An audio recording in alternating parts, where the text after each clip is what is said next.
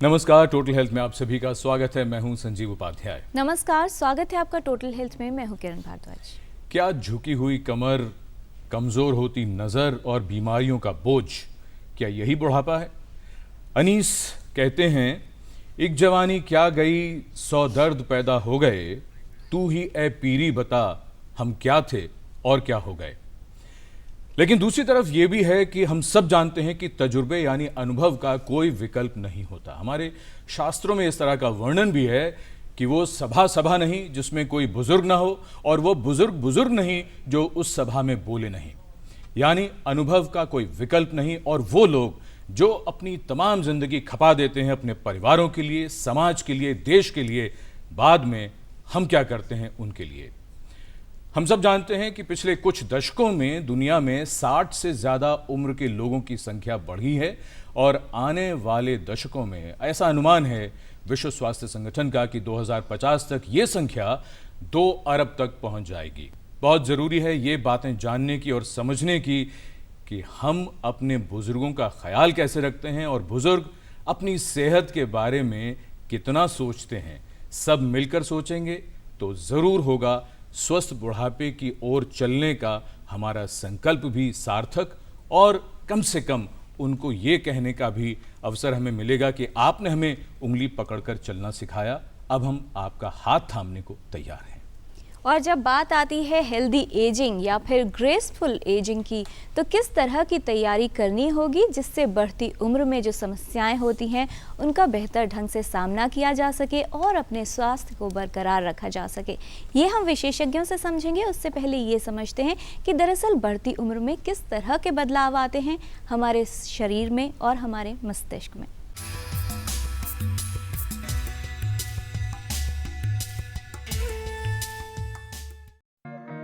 इन लोगों को देखकर ये अनुमान लगाया जा सकता है कि अभी भी इनमें कितना उत्साह और आत्मविश्वास है। आमतौर पर उम्र बढ़ने के साथ साथ अधिकांश व्यक्ति रोगग्रस्त हो जाते हैं और समझने लगते हैं कि वृद्धावस्था भी एक बीमारी है, लेकिन ऐसा सोचना गलत है। ऐसे बहुत से लोग हैं जो अपने वृद्ध होने को बीमारी नहीं मानते।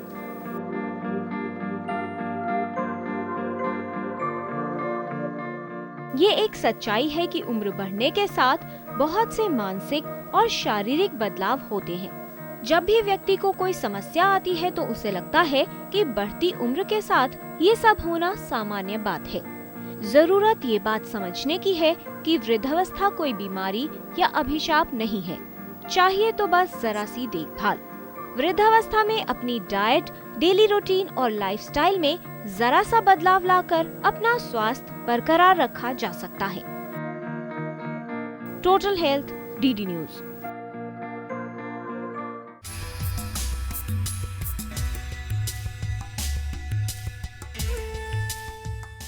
ये जिंदगी की बड़ी विडंबना है कि माँ बाप बचपन से ही जब हमें बहुत सी बातें बताते हैं तो कई बार हमें वो अच्छी नहीं लगती। हमें लगता है कि बहुत टोका टाकी क्यों कर रहे हैं, हमें क्यों ये कह रहे हैं ऐसा करो वैसा ना करो।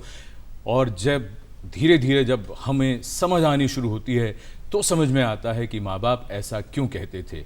और जब माँ बाप में से कोई एक ना रहे या दोनों ना रहें, तब समझ में आता है कि उनकी अहमियत हमारी ज़िंदगी में कितनी थी, और वो खालीपन फिर कभी भर नहीं पाता। मुनव्वर राना, बहुत खूबसूरत शेर है उनका। वो ये कहते हैं कि मेरे बुजुर्गों का साया था जब तलक मुझ पर, मैं अपनी उम्र से बहुत छोटा दिखाई देता था। सचमुच बुजुर्ग जिम्मेदारियां भी उठाते हैं और हमारी ज़िंदगी को कैसे खुशहाल बनाते हैं और हम उनका कैसे ख्याल रखें, आज बहुत विस्तार से समझेंगे विशेषज्ञों के साथ। और साथ ही ये भी जानेंगे कि एज फ्रेंडली एनवायरनमेंट जिसे कहा जाता है, किस तरह से इस तरह का माहौल या पर्यावरण तैयार किया जा सकता है, किस तरह से सोशल लेवल पर सपोर्ट दी जा सकती है, परिवार का सहयोग कितना ज़रूरी है, और कौन सी वो बातें हैं जिनके दम पर अच्छा और बेहतर तरीके से वृद्धावस्था को जी सकते हैं। इस विषय पर विस्तार से बात करने के लिए हमारे साथ स्टूडियो में विशेषज्ञों का खास पैनल मौजूद है। हमारे साथ हैं professor M Wali, senior physician हैं आप। हमारे साथ स्टूडियो में हैं doctor A B Dey, professor and head geriatric medicine, All India Institute of Medical Sciences, and doctor Smita Deshpande, head psychiatry department, PGI MER, and doctor Ram Manohar Lohia hospital. आप सभी का स्वागत है। तो आइए चर्चा की शुरुआत करते हैं। सबसे पहले डॉक्टर वली, हम आपसे ये जानना चाहेंगे कि उम्र बढ़ने का जो प्रोसेस है, एजिंग जो है, बहुत से लोग ये कहते हैं, उनसे मिलिए तो 40 वर्ष की उम्र में ही कहने लगते हैं, उनसे पूछिए कि भाई क्या हो रहा है, कहते हैं कुछ नहीं हो रहा, बूढ़े हो रहे हैं। तो ये जो बुढ़ापा किस तरह आता है और क्या होता है? मैं तो आज से लोगों से सबसे ये कहने आया हूँ कि अपने को ये बूढ़ा वर्ड अपनी डिक्शनरी में से निकाल ही दें। We should call them older adults. ये बुढ़ापा कोई चीज़ नहीं होती, हमारे जज्बात बूढ़े होते हैं, हम बूढ़े नहीं होते। शरीर बूढ़ा नहीं होता। शरीर में तो एक फिजियोलॉजिकल चेंज होता है। जैसे हम बचपन से जवान होते हैं, उसी हिसाब से जवानी के बाद कुछ ऐसी चीज़ें होती हैं शरीर में जो होना ज़रूरी होती हैं, नहीं तो फिर बहुत मुश्किल हो जाता है शरीर को कोकअप करना। ये नेचर है और नेचर हमारा साथ देती है। और जैसे जैसे हमको जीना आता है तो शरीर भी उसी हिसाब से अडेप्ट होता है। मैं इसको पॉजिटिव साइड में आपको इसलिए बता रहा हूँ। और इसके साथ साथ एक बहुत बड़ा शरीर को और मस्तिष्क को, दिमाग को और हमारे को एक एक्सपीरियंस जुड़ जाता है। और मैं कभी भी ये नहीं कहना चाहूँगा, आपने बड़ी फेमस सेइंग भी सुनी होगी कि 60 is the age of wisdom, so life starts at 60। So these are sayings just to realize कि जो हमने पाया है जी, वो अच्छी चीज़ है, न कि जो खोया है वो हमारा लॉस है। इसको मैं इस तरह से प्रेजेंट कर रहा हूँ। जो जवानी को जैसे खोया वो कोई बड़ी बात नहीं है, बट जो पाया है उसकी बार्गेन में वो बड़ी अच्छी चीज़ है। 150 मिलियन ओल्डर एडल्ट्स हो जाएंगे 2020 तक। तो एक ये बड़ी तादाद है जिसकी हम डॉक्टरों पर भी एक बड़ी जिम्मेदारी आयद होती है। इसको सबसे पहले मैं ये से समझा दूँ, मेडिकली एंड्रोपॉज, मीनोपॉज, हार्मोन्स का विड्रॉल होता है, फिजियोलॉजी शरीर की चेंज होती है और कुछ साइंस ऐसे होते हैं जो होते हैं, लेकिन बीमारी नहीं होती है। बुढ़ापा खुद में कोई बीमारी नहीं है, वही बीमारी बचपन में, जवानी में भी हो सकती है, तो इसलिए इसको नेगेटिव नहीं लेना चाहिए। ओल्ड एज में कुछ चीज़ें ऐसी होती हैं जो बीमारियां जवानों में नहीं होती, जैसे प्रोस्टेट का बढ़ना, कुछ कैंसर्स होते हैं जो ओल्ड एज के स्पेसिफिक होते हैं, कुछ लेडीज़ में मेनोपॉजल चेंजेस होती हैं, हड्डियों में चेंजेस होती हैं।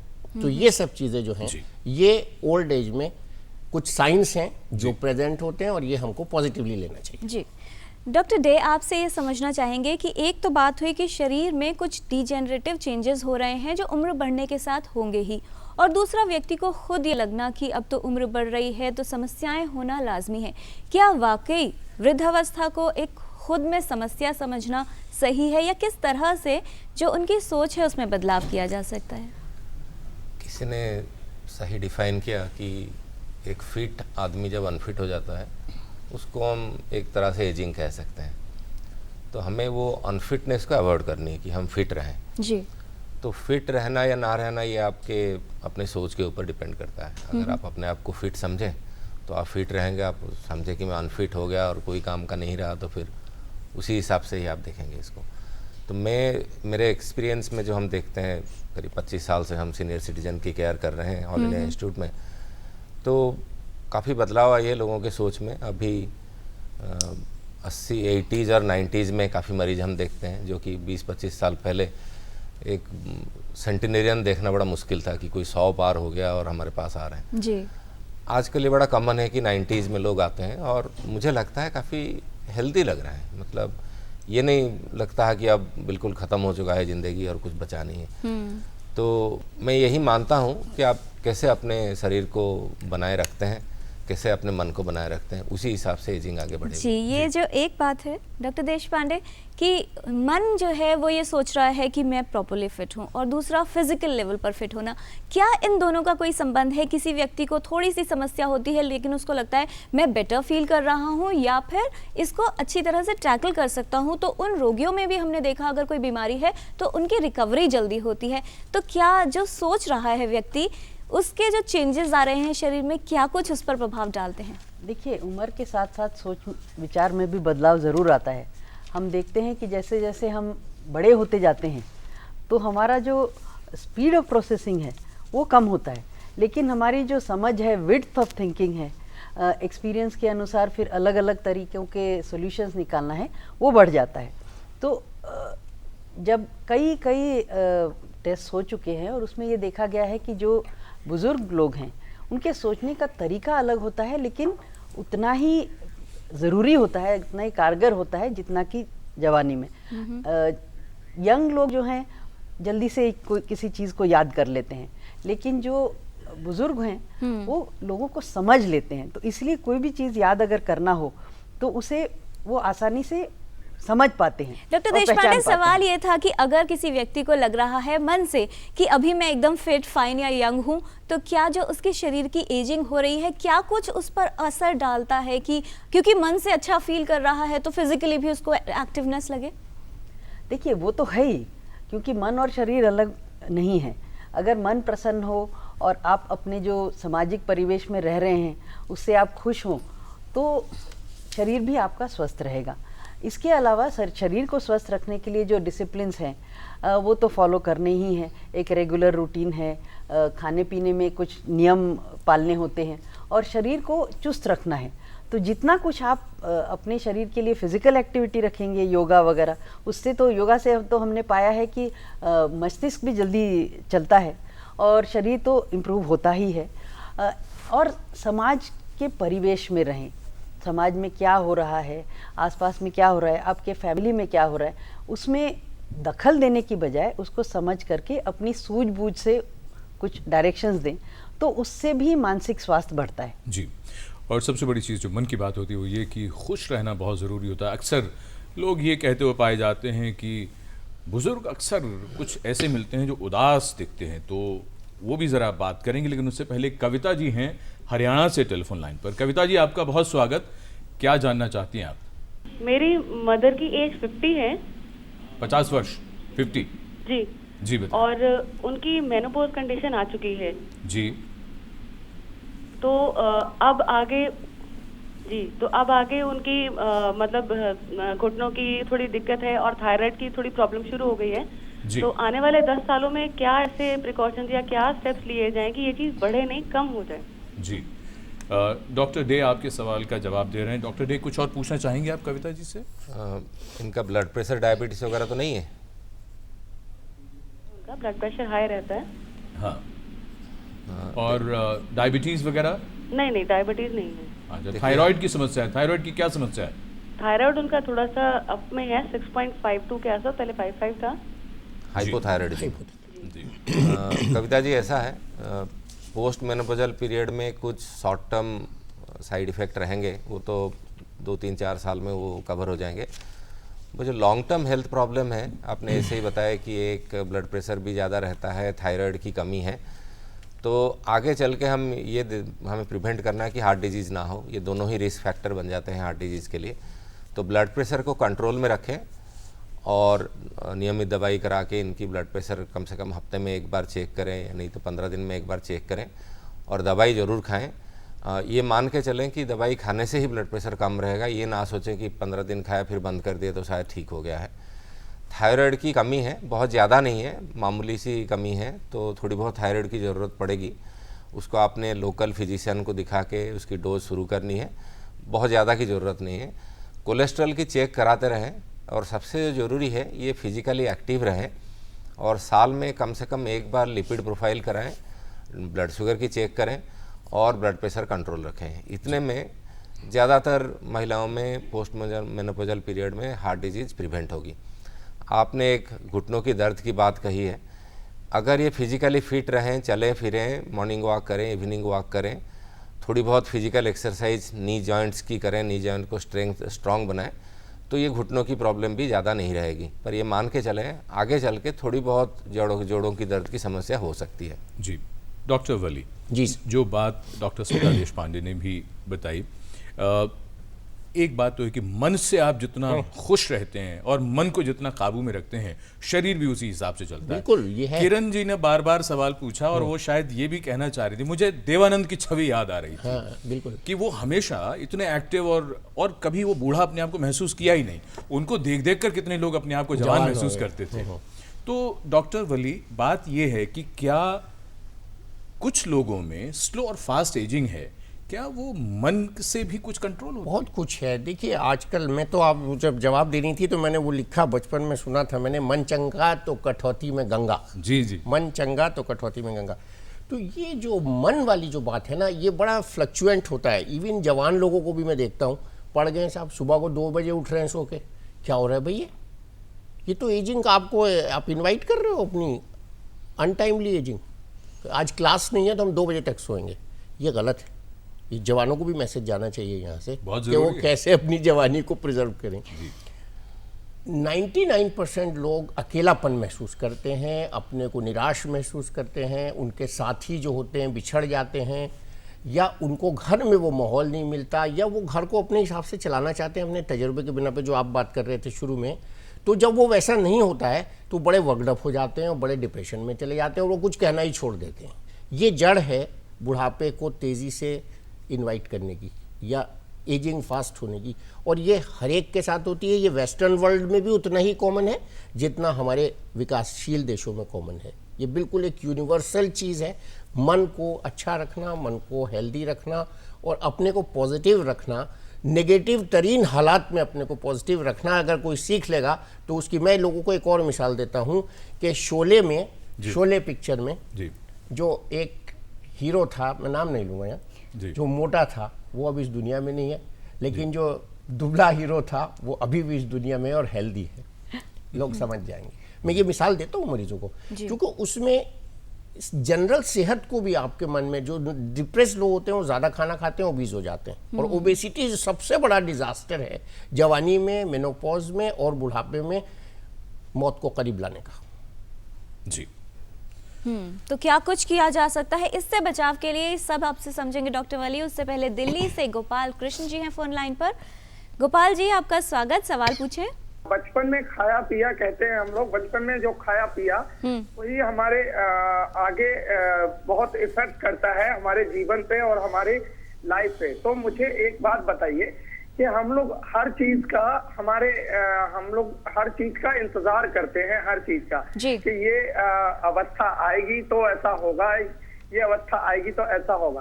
हम लोग पहले से ही उसका इंतजाम करके क्यों नहीं रखते कि अगर जब भी हमारी वृद्ध अवस्था आएगी तो हम ऐसा होना चाहिए। और दूसरा सवाल मेरा ये है कि हम लोग हमेशा कहते हैं कि वृद्ध अवस्था आती है तो ये हमारे हड्डियां कमजोर हो जाती है। मैं ऐसा मानता हूँ, एज अ माई फादर, मेरे फादर, मैंने अपने फादर को देखा है, वो बहुत स्ट्रॉन्ग है। उन्होंने बचपन में बहुत अच्छा खाया, बहुत अच्छा खाया पिया, आज भी वो उस तरह का खाते हैं और उतना ही वर्क करते हैं जितना एक 18 साल का लड़का या लड़की वर्क करती है। तो क्या उस चीज का भी इफेक्ट पड़ता है हमारी जी? लाइफ? बहुत अच्छे मुद्दे आपने उठाए हैं डॉक्टर डे। इनका जो कहना है कि क्यों ना हम प्लान करें, जैसे हर चीज के लिए तैयारी की जाती है किसी महत्वपूर्ण काम के लिए, क्यों ना इंतजार करने की बजाय कि वृद्ध अवस्था आएगी तो समस्याएं होंगी तब देखेंगे डॉक्टर के पास जाना है, क्यों ना पहले से इसकी तैयारी की जाए? क्या कहना चाहेंगे? इन्होंने एक हड्डियों की बीमारी की उदाहरण दिया है, उससे शुरू करूंगा जी। उन्होंने कहा बचपन में इनके पिताजी बच्चे खाए पिए थे। आप देखें तो उस टाइम पे दूध का पीना बहुत था और धूप में जाना।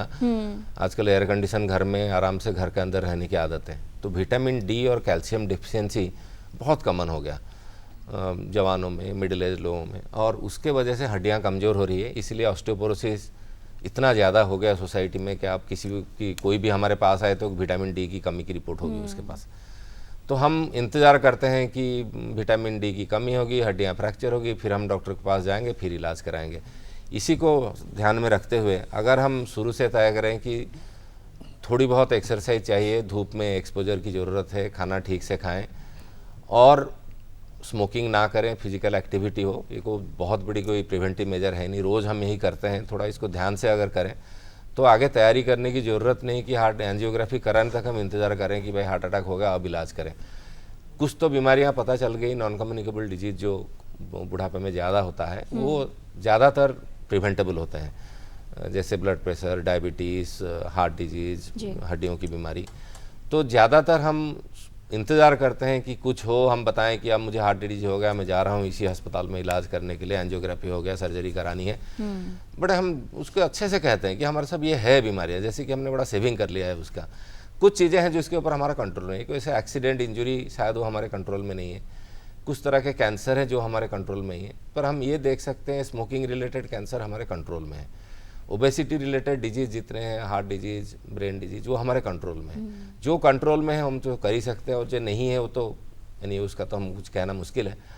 तो मैं मानता हूँ कि जैसे साहब ने कहा कि हम तैयारी नहीं करते हैं, और जब घटना घटती है फिर उसके बाद हम करते हैं चलो अब डॉक्टर के पास चलें। किसी ने समराइज किया है, ageing is a summation of events and process, कि मतलब क्या क्या घटनाएं घटी, हार्ट अटैक हुआ, फ्रैक्चर हुआ, ये तो इवेंट्स हैं, और प्रोसेस है कि हमने कितनी कैसे लाइफ कैसे लीड किया, एक्टिव रहे नहीं रहे, तो उसी हिसाब से डिपेंड करेगा आपने कितना इवेंट किया और कितना प्रोसेस किया।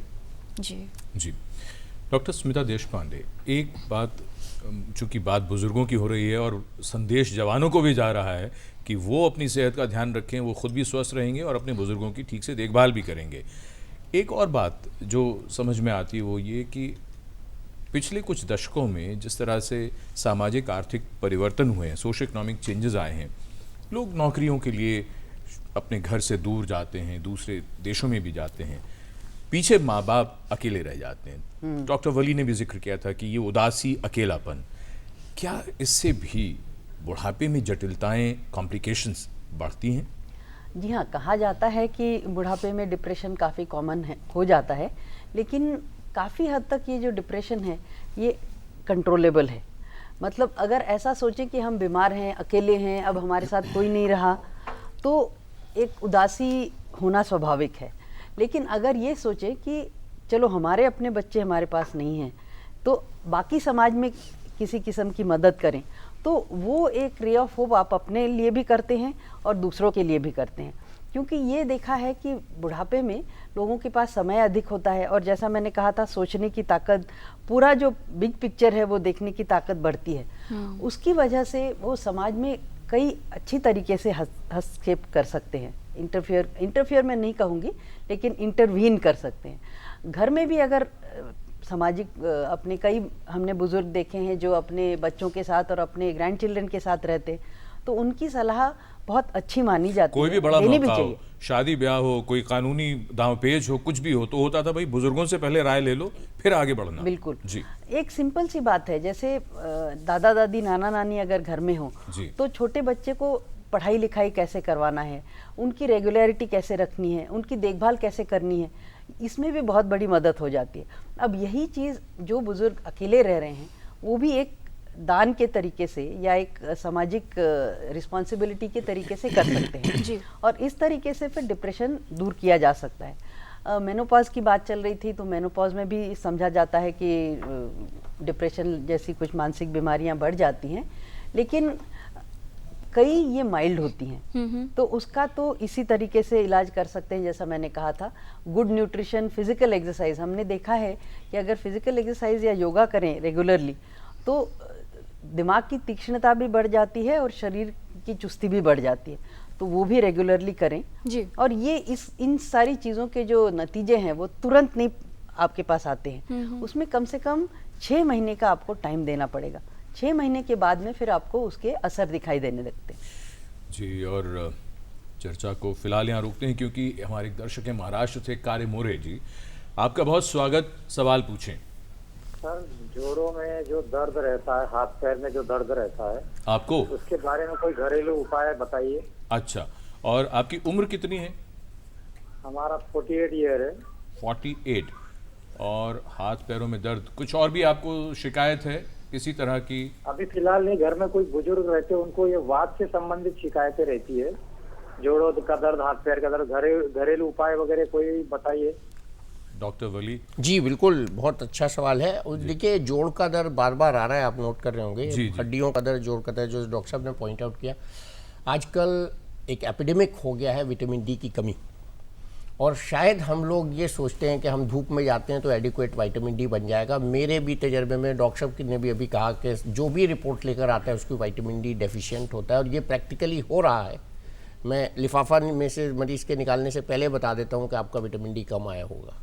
तो ये एक एपिडेमिक है, इसको बहुत तीव्रता से हमको हैंडल करना है। लहसुन है जोड़ों के दर्द के लिए बेहतरीन चीज़, अगर कोई आदमी लहसुन खाता है, स्पेशली पहाड़ी लहसुन, अच्छा, दूध में हल्दी, अच्छा, ये 2 चीज़ें बहुत रामबाण। और अगर आयुर्वेद में हम चले जाएं तो गुगुल, 3 चीज़ें ये बहुत अच्छी हैं और ये बड़े कॉमनली आजकल अवेलेबल हैं कैप्सूल फॉर्म्स में अच्छा। और टैबलेट फॉर्म्स में भी, आयुर्वेदा की टैबलेट्स और जी। हमारे यहाँ भी यूज़ हो रही हैं, हम लोग, मैं यूज़ करता हूँ। अच्छा। इसके अलावा एक्सरसाइज का रोल है। एक्सरसाइज किसी पैथी को नहीं बिलोंग करती, न ये आयुर्वेद की है, ना होम्योपैथी की है, ना एलोपैथी की है। एक्सरसाइज सबकी है, सबके लिए यूनिवर्सल है।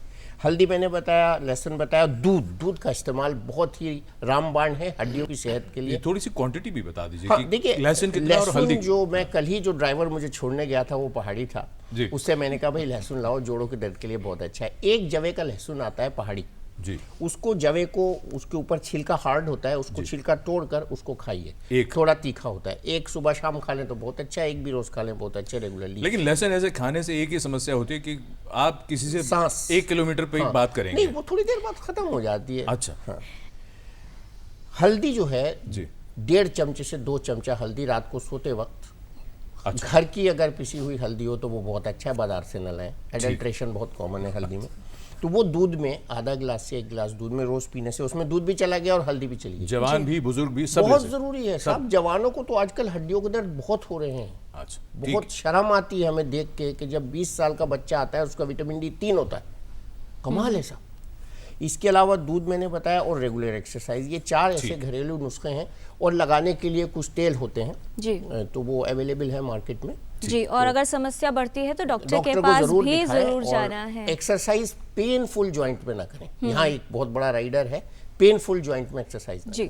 डॉक्टर डे, एक जो बात आई थी बीच में कि तैयारी की जाए, ओल्ड एज को प्लान किया जाए। यहाँ पर जैसे जैसे उम्र बढ़ती है, मान लीजिए रिटायरमेंट का वक्त है, तो 2-3 तरह के चीज़ें एक साथ होती हैं। पहली चीज़ कि अगर कोई नौकरी कर रहा था तो रिटायरमेंट आ रही है, जो फिजिकल लेवल पर चेंजेस हो रहे हैं वो अलग। वहाँ पर व्यक्ति को लगता है अब मेरे पास काफ़ी सारा खाली समय हो गया है, घर पर ही रहना है, और घर वालों की भी कुछ चिंताएं होती हैं कि व्यक्ति पूरा दिन घर पर ही है। ये जो तमाम पूरी प्रक्रिया है, किस तरह की संभाल रखनी चाहिए या किस तरह से अपने लाइफस्टाइल को मैनेज वहाँ पर व्यक्ति करे जिससे एक्टिवनेस भी बढ़ी रहे और जो उसका टाइम है, जो उसको लग रहा है कि ज़्यादा टाइम हो गया या कहाँ जाएं, वो सारा भी यूटिलाइज होता रहे। हम रिटायरमेंट की तैयारी नहीं करते, कोई रिटायरमेंट करना नहीं चाहता। तो समस्या यह हो जाती है कि जब सरकारी नौकरी में हो या प्राइवेट नौकरी में, किसी दिन कहा जाता है कि बस हो गया, आप चलिए घर में रहिए। अब हमें लगता है कि बड़ा कैटास्ट्रोफी हो गई, मतलब अचानक से सब खत्म, आसमान सर पे टूट पड़ा। पर हमें पता था एक दिन ये आने वाला है, ये तो मतलब होना ही था कि एक दिन रिटायर करेंगे। अब जिस दिन ज्वाइन करते हैं उस दिन रिटायरमेंट डेट भी पता रहता है, बीच में सरकार बढ़ा देती है वो तो अलग बात है, पर नहीं तो मतलब सबको पता रहता है कि इतनी साल नौकरी है। मेरे विचार में हम तैयारी नहीं करते, इसकी तैयारी कम से कम 4-5 साल पहले ही शुरू हो जाना चाहिए कि मैं आगे चल के इतने दिन में मेरा रिटायरमेंट आ रहा है या मैं काम नहीं करूंगा। और अगर बिजनेस में भी हो तो ज़िंदगी भर तो नहीं करेंगे, किसी टाइम पे बिजनेस दूसरे जनरेशन को दे देंगे, अपना बिजनेस हो या प्राइवेट सेक्टर में हो वो भी रिटायर करा देते हैं। एग्रीकल्चर में भी हो तो उस टाइम पे नेक्स्ट जनरेशन को चला जाता है। तो हम रिटायरमेंट की तैयारी करें, सोचें कि इस टाइम के बाद मुझे सुबह उठ के नहा के दौड़ के और दफ्तर जाना नहीं पड़ेगा, दुकान में जाना नहीं पड़ेगा। मुझे प्लान करनी है कि इतना टाइम मैं अपने लिए लगाऊं, अखबार पढूं, टीवी देखूं, कुछ फिजिकल एक्टिविटी करूं और घर वालों की दिमाग ना चाटूं। सबसे ज़रूरी है कि मतलब डिफेक्ट ना निकालूं कि भाई ये कमी नहीं है गया।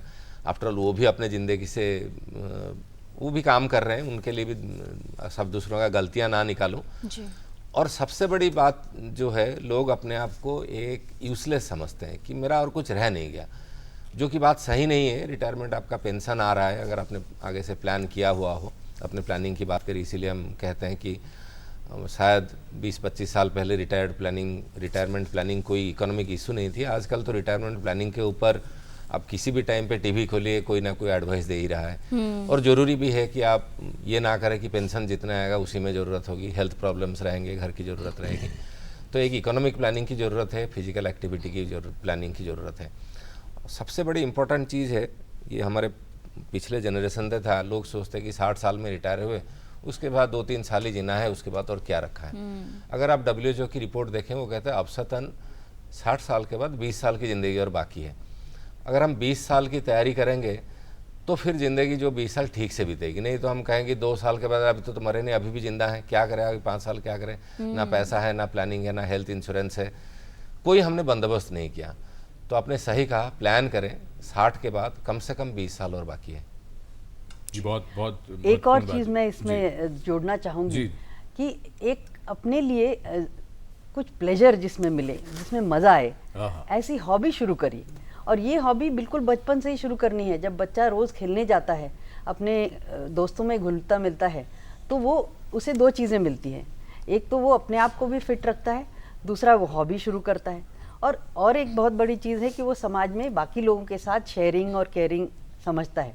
तो इस तरह की बुज़ुर्ग कोई ना कोई हॉबी ज़रूर रखें, क्योंकि हम मानते हैं कि बुज़ुर्ग ही हैं जो हमारे कल्चर को, हमारे समाज को आगे बढ़ाते हैं। हमारी बुरी रूढ़ियाँ छोड़ दें, लेकिन जो अच्छी अच्छी चीज़ें हमारी पुरानी किताबों में और हमारे पुराने संस्कारों में लिखी हैं, उसे बढ़ावा देने वाले और उसे सिखाने वाले केवल हमारे बुज़ुर्ग ही हैं, क्योंकि उन्हीं को वो चीज़ें याद रहती हैं। तो वो अगर शुरू करें, क्योंकि ज़िंदगी में सिर्फ ड्यूटीज़ नहीं हैं, कुछ मज़े भी होने चाहिए। तो कुछ ना कुछ हॉबी रखें, संगीत सुनना है, कुछ पढ़ना लिखना है, पर केवल पढ़ना ही नहीं, उसे शेयर भी करना है। जी डॉक्टर वली, ये जो बात डॉक्टर स्मिता देशपांडे कह रही हैं, इससे लगता है कि पश्चिम के कुछ देशों में हमने देखा है कि वहाँ से बहुत से जो पर्यटक हैं, जो टूरिस्ट हैं, वो दुनिया भर में घूमते हैं, भारत में बहुत आते हैं। सारी ज़िंदगी उन्होंने काम किया, काम करने के बाद रिटायरमेंट जिसे हम लोग कहते हैं, तो वो उसमें एंजॉय करते हैं। लेकिन अब हमारे यहाँ दिक्कत ये है, अभी जो डॉक्टर डे भी बात कह रहे थे कि पेंशन वेंशन मिलेगी और ये सब होगा, लेकिन बहुत से लोग ऐसे हैं जिन्हें पेंशन नहीं मिलती। रिटायर क्या, 60 साल के तो हो गए या बूढ़े तो हो गए, लेकिन जमा पूंजी कुछ नहीं है, उनका क्या होगा? नहीं, देखिए टूरिज्म तो एक बहुत, टूरिज्म में एक मोहल्ले से निकल के दूसरे मोहल्ले में चले जाऊँ वो भी टूरिज्म है, एक शहर से दूसरे शहर में चले जाऊँ, दिल्ली से जयपुर वो भी टूरिज्म है। ये ज़रूरी नहीं कि मैं ऑस्ट्रेलिया जाऊँ तो भी वो टूरिज्म बने, या बहुत पैसा खर्च हो तभी। हाँ, नहीं पैसे ये असल में हम लोग, ये जो चक्कर है ना, एक तो बिटिया की शादी और एक मकान बनाना, ये हिंदुस्तान में दो बड़ी उम्र खप जाती है, दो बड़ी आफतें हैं साहब ये। जी। हाँ, व्हीकल तो दे देता है बैंक, ले जाओ कमा के देते रहो, लेकिन ये जो दो हमारी समाज में कुरीतियाँ हैं जिसकी वजह से आदमी की पूरी ज़िंदगी में वो मरकूज़ रहता है कि बिटिया की शादी करूँगा, उसके लिए जोड़ के रख दूँ। माँ के पास कोई गिफ्ट आता है, वो फट से उठा के रख देती है, बिटिया की शादी में दे देंगे, खोलती भी नहीं है जी। और जनाब मकान बनाना बड़ी समस्या है, 4 बच्चे तो 4 मकान बना कैसे देके जाओगे आप? इसमें वो टूरिज्म का ख्याल छोड़िए, कपड़े भी नहीं बनाते बूढ़े लोग, कहते भैया 2 जोड़ी में हम काम चला लेंगे। तो ग्रेसफुल एजिंग की हम जब बात करते हैं, हम हेल्दी एजिंग की जब बात करते हैं, तो उसमें मैं जवानों को भी उद्बोधित करूंगा कि अपने एल्डर्स को खुश रखने की कोशिश वो करें, ताकि उनसे फिर उन्हें इतना प्यार मिले कि वो अपने काम में डबल इनकम कर सकें और उसका इनकम का एक हिस्सा अपने माँ बाप के लिए रखें, बूढ़ों के लिए रखें। आपने बहुत बड़ा जो ये पॉइंट उठाया है, amusement during old age can be music free of cost, amusement can be just talking to each other, बात करिए। मैंने बूढ़ों को देखा है, बात करने से और बच्चों को गोद में खिलाने से वो जितने ज़्यादा खुश होते हैं। मैं अपने घर की एक मिसाल बताता हूँ, मैं शर्मा नहीं रहा हूँ। मेरे पापा कोई छोटा बच्चा जब देखना होता है तो बाहर रोड पे चले जाते हैं, किसी का बच्चा ले आते हैं घर में, उसको खिलाते हैं, आधा घंटा उसके साथ बैठते हैं, क्योंकि मेरे पास टाइम नहीं है उनके साथ बैठने का, ये मेरी खुद शायद बदकिस्मती है।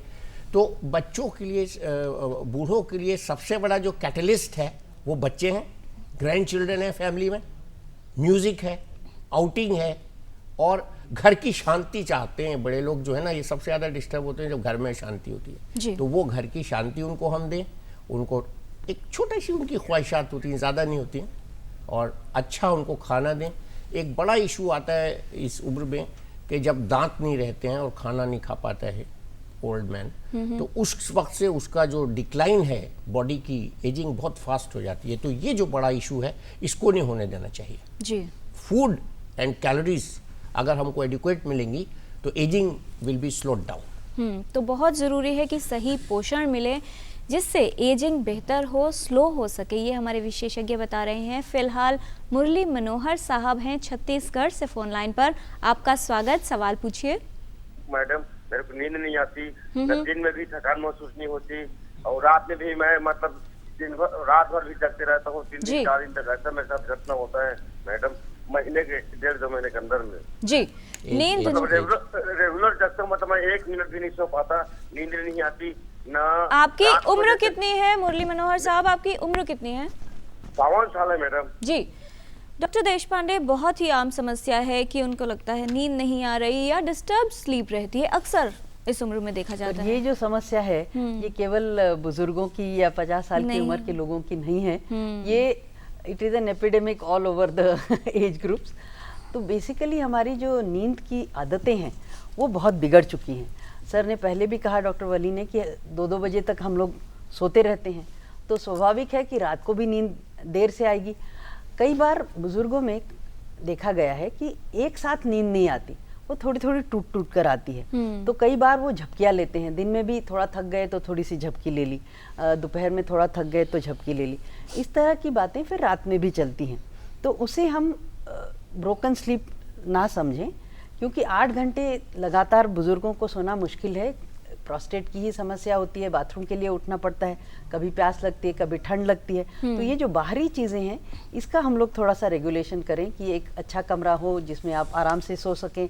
सोने के पहले टीवी और बहुत ज़्यादा एक्साइटिंग कोई चीज़ें ना करें, अपने आप को तैयार करें, थोड़ा आराम से इस तरह की कुछ एक्सरसाइजेज करें जैसे शवासन वगैरह है, जिससे मन को शांति मिले। कुछ जाप वगैरह करें या मेडिटेशन करें, जिससे एक आपकी बॉडी स्लो डाउन हो जाती है, आपका मस्तिष्क भी, दिमाग भी स्लो डाउन हो जाता है और आप नींद के लिए तैयार हो जाते हैं। और विशेष बात यह है कि आप अपने सुबह उठने का टाइम पक्का कर लीजिए। तो अगर सुबह आप टाइम से उठेंगे और दिनचर्या में आपका टाइम टेबल ठीक ठाक रहेगा तो ज़्यादातर रात को नींद अच्छी तरह से आती है। ये याद रखें कि केवल नींद के लिए, केवल सोने के लिए कोई दवा नहीं है।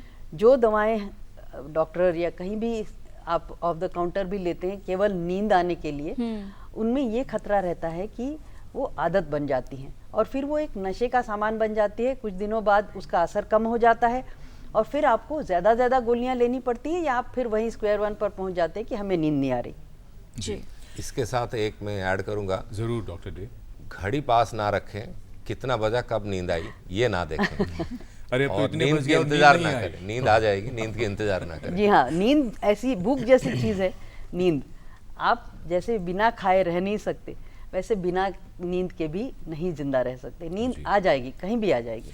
और ये बात भी बड़ी आध्यात्मिक भी लगती है और दार्शनिक भी लगती है कि जिस चीज़ के पीछे भागिए वो चीज़ और दूर भागती है। तो नींद के पीछे मत भागिए, नींद आ जाएगी। फिलहाल लेखा हैं मुगलसराय से टेलीफोन लाइन पर। लेखा जी, आपका स्वागत, पूछें सवाल। हाँ सर, मेरे बाबा 80 साल के हैं तो उनके घुटनों में बहुत दर्द रहता है, तो उससे बचाव के लिए मतलब क्या करना चाहिए? उनको रेगुलर एक्सरसाइज, फिजिकल एक्टिविटीज करना चाहिए तब उनकी सेहत के लिए अच्छा है या फिर नहीं करना चाहिए तब? ठीक है, 80 बरस के हैं आपके बाबा जी? Yes sir. जी, और उनको कोई और समस्या तो नहीं है किसी तरह की स्वास्थ्य की? सर मतलब फाइलेरिया है और। अच्छा, डॉक्टर डे, क्या कहना चाहेंगे आप इनको? थोड़ी देर पहले वाली साहब ने कहा था घरेलू नुस्खे, वो तो है ही है। 80 साल लहसुन और दूध में हल्दी, वो जो जिन्होंने बताया एक्सरसाइज, गूगल भी पर जरूरी चीज़ है। 80 साल में ऑस्टियोआर्थराइटिस डायग्नोसिस बनती है कि घुटने घिस गए होंगे। सीधी सी बात है, गाड़ी चलती है तो टायर घिस जाते हैं, हम चलते हैं तो घुटने थोड़ी सी घिस जाते हैं। बड़ा पेनफुल कंडीशन होता है। एक आदत है लोगों की पेन किलर खाना, बड़े स्ट्रेंथ की, अब नए नए दवाई आते हैं, उससे शरीर को नुकसान ज़्यादा होता है, फ़ायदा कुछ नहीं होता है। अगर बहुत दर्द है, पैरासीटामोल की गोली सबसे अच्छा पेन किलर है। हमने एक मिसाल के तौर पे हमने इसमें इस्तेमाल, हमारे वार्ड में सिर्फ हम पैरासीटामोल इस्तेमाल करते हैं, लोग खुश रहते हैं उसमें। बहुत ज़्यादा दर्द है, चल फिर नहीं सकते, फिजियोथेरापिस्ट को दिखा के रेगुलर एक्सरसाइज करानी है, वॉकर पकड़नी है या लाठी पकड़ के चलना है। और फिर भी अगर चलना फिरना मुश्किल है, मॉडर्न साइंस में नी रिप्लेसमेंट की ज़माना आ गई है। अगर अफोर्ड कर सकते हैं, अच्छे ऑर्थोपेडिक सर्जन को दिखा के जो नी रिप्लेसमेंट करते हैं करा लीजिए। पर ये मान के चलें कि नी रिप्लेसमेंट के बाद भी अगर आपकी फिजिकल एक्टिविटी पेशेंट का ठीक नहीं रहा, वो नी खराब हो जाएगा। मसल स्ट्रेंथ रहना ज़रूरी है, मतलब पैरों के मसल में स्ट्रेंथ हो तो दर्द कम रहेगा, उसी के हिसाब से प्लान करके इलाज करानी है। जी, और फिलहाल जम्मू कश्मीर से सुशील जी हैं फोन लाइन पर। स्वागत है आपका, सवाल पूछे। मैडम एक्चुअली कि मेरा प्रश्न है कि जो बुजुर्ग होते हैं जब वो 15 प्लस हो जाते हैं जी, तो जो हमारी जो नई जनरेशन है वो माता पिता को घर से निकाल देते हैं एक, और साथ में उनको अनाथ आश्रम छोड़ देते हैं। बट उन्होंने हमें छोटे होते पाला होता है, तो आज की जनरेशन उनको क्यों नहीं पालती है? जी, बहुत महत्वपूर्ण मुद्दा है। डॉक्टर वली, क्या कहना चाहेंगे आप इस गंभीर विषय इनकी पर? आवाज़ में जो सोच है मैंने उसको सेंस किया। इसे हर एक घर घर की कहानी है साहब। हम भूल जाते हैं कि आज हम जवान हैं, कल हमें भी बूढ़ा होना है, तो हम अपने बच्चों से क्या चाहेंगे जब हम बूढ़े हो जाएंगे या नाकारा हो जाएंगे या इस लायक नहीं रहेंगे कि हम चल के कहीं जा सकें। तो हमारे बच्चों को भी जवानी में ये सोचना चाहिए कि कल उनको भी बुढ़ापा आने वाला है, और वो क्या एक्सपेक्ट करेंगे अपने बच्चों से कल को जब वो बूढ़े हो जाएंगे। तो उसका 1/10 अपने माँ बाप के साथ कर दें। मैं कहूँगा वो उनके माँ बाप बहुत खुश होंगे, at the top of the world होंगे। ये जो चीज़ है ना, ये स्पेस क्रंच से भी होती है, दिल में जगह ना होने से भी होती है, और फाइनेंशियल जेब में पैसा ना होने की वजह से भी होती है। 3 बड़े इश्यूज़ हैं जो हमें, और एक हमारे घर में कभी कभी जो घर वाले होते हैं या घर वाली होती है, उसकी गलती, कभी माफ़ कीजिएगा मैं कह रहा हूँ, ये होता है ऐसा। तो जो घर में से बड़ा बूढ़ा है, जिसने हमको जन्म दिया, जिसने हमको पाला, इस लायक किया कि हम 4 पैसे कमा सकें आज, उसका अहमियत दिन ब दिन बढ़नी चाहिए, न कि घटनी चाहिए लाइफ में हमारी। और उसको घर से निकालने का मतलब तो ये है कि हम वीरान हो जाएंगे जी। अगर पेड़ की जड़ ही काट दी तो फल कैसे आएगा? ये कॉन्सेप्ट समाज में दोबारा आना है। फिर भी हमारे बच्चों के संस्कार वेस्टर्न वर्ल्ड से बहुत अच्छे हैं। वेस्टर्न वर्ल्ड में तो बड़ा होता है बच्चा खुद ही घर से चला जाता है, स्टेट उसको सपोर्ट करती है, घर भी दे देती है। हमारे यहाँ ऐसा नहीं है। हमारे यहाँ बहुत बड़ी तादाद में माँ बाप की रख रखाव, उनकी देखभाल, अगर 4 बच्चे हैं तो कम से कम 1 बच्चा उसमें से ऐसा होता है जो ज़रूर ये करता है। 3 अगर न भी करें, नेगलेक्ट भी करें, तो ये एक सिस्टम चल रहा है नेचर का, लेकिन अब ये ब्रेक डाउन के कगार पे है। तो मैं उन सब बूढ़ों से ये कहूँगा, वो घर से बिल्कुल ना निकलें बच्चों के कहने पे, और अपना शेयर अपने पास रखें। अगर बच्चों के सामने ऐसी हालत, मजबूरी कोई आ रही है कि वो उनको अलग कर रहे हैं, तो वो अपनी चीज़, अपनी जायदाद वो सब लेके अलग हों, उनका शेयर उनको दें जो चाहते हैं, और ऐसे में अपने पास फाइनेंशियल सिक्योरिटी ज़रूर रखें। और गवर्नमेंट ऑफ इंडिया इस तरफ बहुत काम कर रही है। एल्डर्स की देखभाल के लिए पूरी प्रोजेक्ट है जो कि अभी आने वाली है बहुत जल्दी जी। इस प्रेजेंट गवर्नमेंट में भी, और पिछली गवर्नमेंट ने भी कई मुद्दे, जो 10 मुद्दे हैं उसमें, उसके साथ एक बहुत बड़ा एल्डर केयर के लिए एक कॉम्प्रिहेंसिव प्रोग्राम बनाया हुआ है। उसको मालूम करें, उससे फ़ायदा उठाएं। Kerala is the best model, जहाँ पे ओल्ड एज होम्स बहुत कामयाब हैं। वहाँ पे कई 100 ओल्ड एज होम बहुत अच्छे चल रहे हैं इसी की तर्ज पर। और एक सोसाइटी में कंडोमिनियम बनाना पड़ेगा जिसमें हमको अपने एल्डर्स को रखना पड़ेगा। और ये जो चीज़ इन्होंने बहुत दर्द के साथ कही है, ये हमारे लिए एक डूम है, और हमारे जवानों के लिए एक डूब मरने की बात है कि वो अपने माँ बाप को उनकी ज़िंदगी में इस लायक ना समझें कि वो उनके साथ रह सकें। ये मैं इसको बहुत ही तरदीद करता हूँ, इसकी कंडेम करता हूँ। डॉक्टर देशपांडे, आप कुछ कहना चाह रही हैं? फिर भी अगर ऐसा होता है तो क्या किया जाए? सीनियर सिटीजन्स केयर एक्ट है, जिसमें अगर आपके बच्चे आपके साथ दुर्व्यवहार कर रहे हों, या आपको मार पिटाई कर रहे हो, किसी भी तरह से आपको तंग कर रहे हो, तो आप सरकारी या पुलिस की सहायता लेकर कुछ उस बात को आगे सुलझाने की कोशिश कर सकते हैं। ये बात तो है कि पुलिस अगर घर में आए तो एक बेइज्जती की बात होती है, लेकिन अगर इस तरह का दुर्व्यवहार असहनीय हो जाए तो कुछ तो करना ही पड़ता है। तो जहाँ तक हो सके सरकार इस एक्ट के तहत भी आपकी मदद करेगी जी। लेकिन सबसे बेहतरीन तो ये है कि बुजुर्ग अपना एक कंट्रीब्यूशन दे, अपनी समझ के अनुसार, अपने समय के अनुसार, एक रिलैक्स्ड वे में, क्योंकि आजकल माता पिता को कोई रिलैक्सेशन नहीं है, वो भागते रहते हैं। तो बच्चों के लिए कोई तो ऐसा बुजुर्ग हो जो उन्हें आराम से समय दे सके। ये रोल जो है घर के बुजुर्ग कर सकते हैं। डॉक्टर डे, एक और बात इसमें जो महत्वपूर्ण हो जाती है वो ये कि जो फाइनेंशियल सिक्योरिटी की बात है, बहुत से मामलों में जो घर से निकालने वाली जो बात है वो इस बात से भी जुड़ी होती है कि माँ बाप ने भावुक होकर अब जो भी संपत्ति, जो भी जमा पूंजी थी वो बच्चों को दे दी, क्योंकि उन्हें कुछ काम करना था, या उन्होंने कहा भाई हम तो अब कब तक रहेंगे, तुम ले लो, और उसके बाद सब चीज़ें बदल जाती हैं। क्या आप बार बार, आप तीनों लोग ये कहना चाह रहे हैं कि एक तो आर्थिक सुरक्षा का प्रबंध बुजुर्गों को हमेशा करना चाहिए, और उसके अलावा जो एक और जो चीज़ है कि समाज के तौर पर, क्योंकि उनकी सुरक्षा भी एक अपने आप में एक बहुत बड़ा मुद्दा है।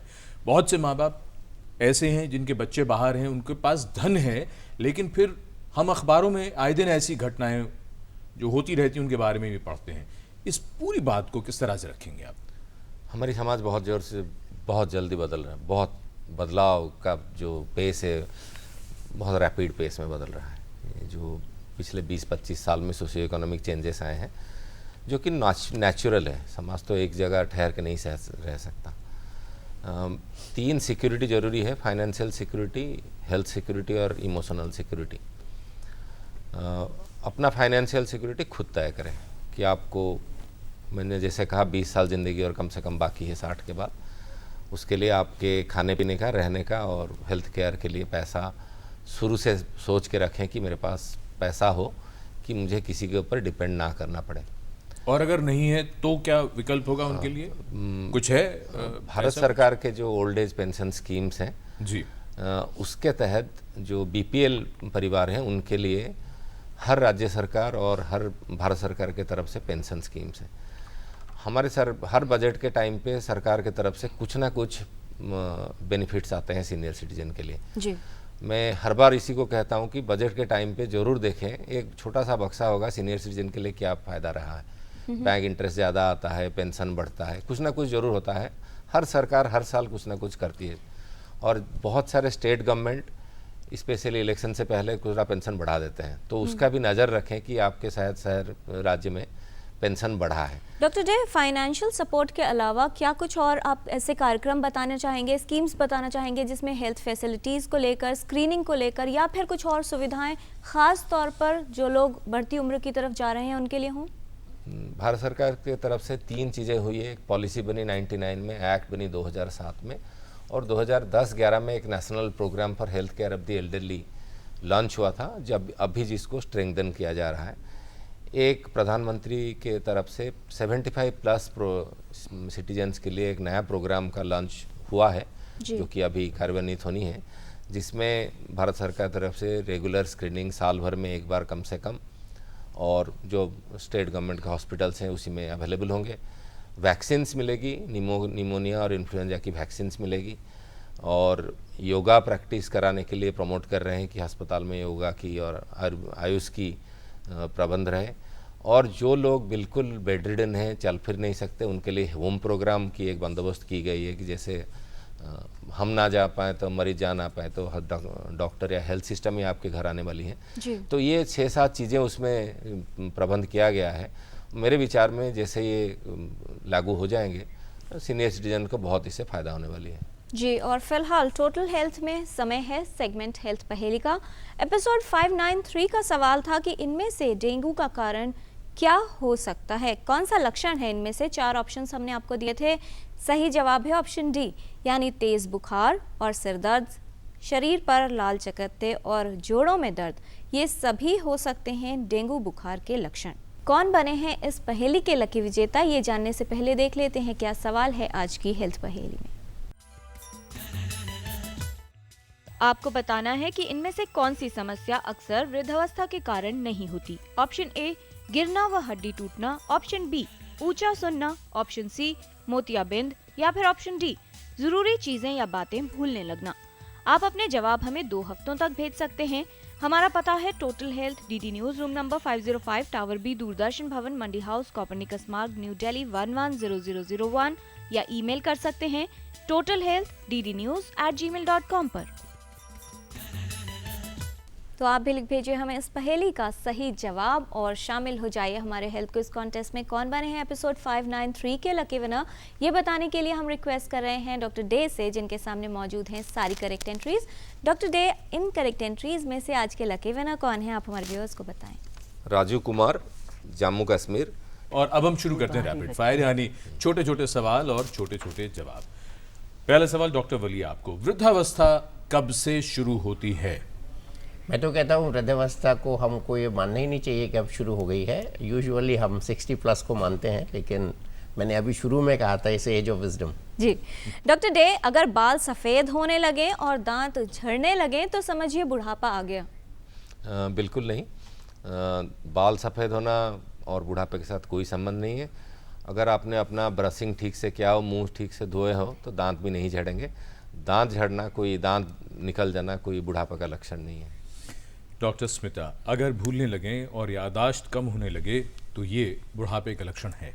जी ज़रूरी नहीं है, क्योंकि हमने देखा है कि यंग पीपल भी अगर बहुत ज़्यादा प्रेशर में हो तो वो भूलते हैं, लेकिन हाँ, अगर ज़रूरी चीज़ें भूलने लगें और उसे कभी भी याद ना फिर से कर पाएँ, बिल्कुल ही भूल जाए, दिमाग से जैसे स्लेट से याददाश्त निकल जाती है वैसे निकल जाएं, तो वो बीमारी का लक्षण हो सकता है और उसके लिए जल्दी से जल्दी डॉक्टर की सलाह लेनी और टेस्ट करना ज़रूरी है। डॉक्टर वली, बुढ़ापे का असर सब पर एक जैसा ही होता है? नहीं, बिल्कुल नहीं। Men age differently than women, और हर एक आदमी का जो एजिंग प्रोसेस है वो डिफरेंट है। डॉक्टर डे, बुढ़ापे में सभी की हड्डियां कमज़ोर हो जाती हैं? लगभग हाँ, लेकिन प्रिवेंट किया जा सकता है। डॉक्टर स्मिता, बुढ़ापे में सोचने समझने की क्षमता पर असर पड़ता है, कम होने लगती है? नहीं, कम नहीं होने लगती, बल्कि रिफ्लेक्ट करना, सोचना, समझना ये और ज़्यादा अच्छा हो जाता है, क्योंकि केवल पढ़ाई नहीं बट अपने जो एक्सपीरियंसेस हैं उसके ज़रिए भी बुज़ुर्ग लोग अपना सोच समझ कर सकते हैं। और इसके एक साथ मैं ये एक और शब्द कहना चाहूँगी कि केवल एजिंग केवल 60 साल की उम्र या 50 साल की उम्र में शुरू नहीं होता। जिस दिन हमारा जन्म होता है उसी दिन से हम एज होने लगते हैं। तो ये कहना कि आप बूढ़े हैं, आप दूर रहें, ये सही बात नहीं है।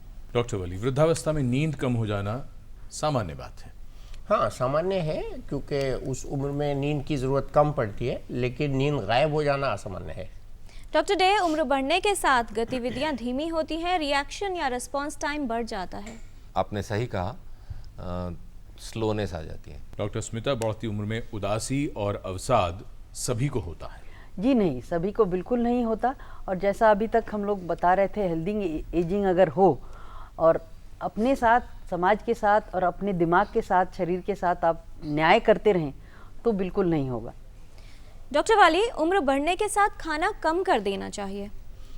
खाना खुद ब खुद थोड़ा कम हो जाता है, लेकिन मैं कहूँगा कि बैलेंस डाइट और न्यूट्रिशन का ख्याल रखना चाहिए और वो चीज़ें जो आपको पसंद है ज़रूर खानी चाहिए। डॉक्टर डे, बुढ़ापे में जितना आराम करेंगे बुढ़ापा उतना अच्छा कटेगा?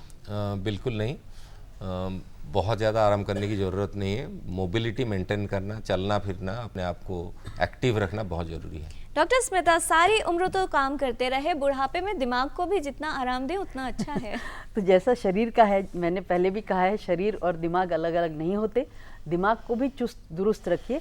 कई बुजुर्ग अपनी पढ़ाई लिखाई जो बचपन में छोड़ चुके थे क्योंकि चांस नहीं मिला, पैसा नहीं था, वो बुजुर्गियत में शुरू कर देते हैं और वो एक नई नई चीज़ें सीखने से जो मन में आनंद मिलता है उसका कोई जवाब नहीं।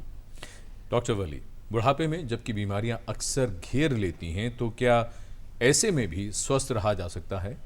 नहीं, बीमारियों अगर हैं तो वो वर्ड खुद ही उसका इलाज भी होता है, बीमारी का इलाज है, लेकिन हम खुद अपने को ये समझ लें कि हम ओल्ड हो गए, ये सबसे बड़ी बीमारी हो गई, तो उसका कोई इलाज नहीं है। You have to keep yourself young. और मैं इसमें यहाँ ये भी ऐड करूँगा कि 1 ounce of prevention is worth a pound of cure and there is no pill for all the ills.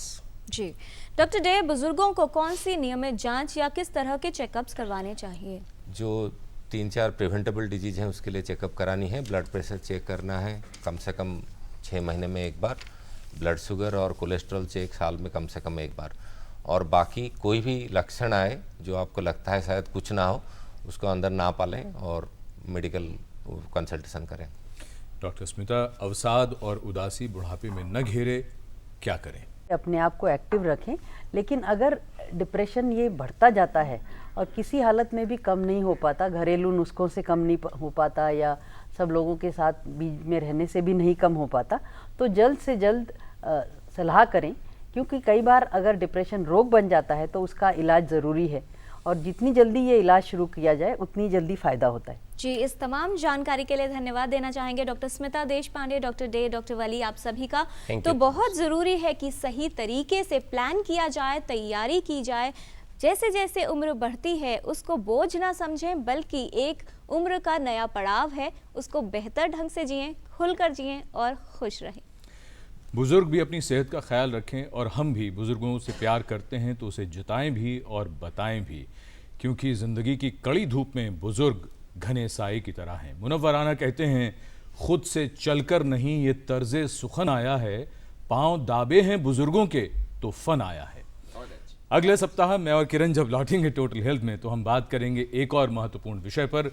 अगले सप्ताह जैसा हम सब जानते हैं वर्ल्ड मेंटल हेल्थ डे भी है, तो मानसिक स्वास्थ्य पर होगी बातचीत। तब तक के लिए नमस्कार।